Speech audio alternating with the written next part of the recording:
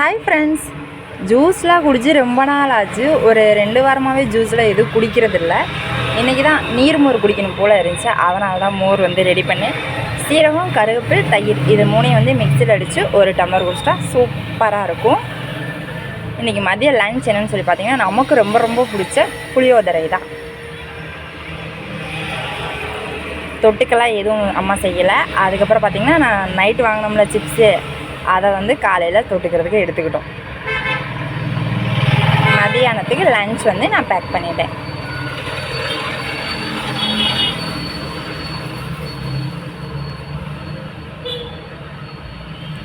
காலையிலும் புளி சாப்பாடே சாப்பிட்டு டிஃபன்லாம் எதுவும் செய்யலை. இன்றைக்கி தோசையெல்லாம் எதுவும் ஊற்றலை.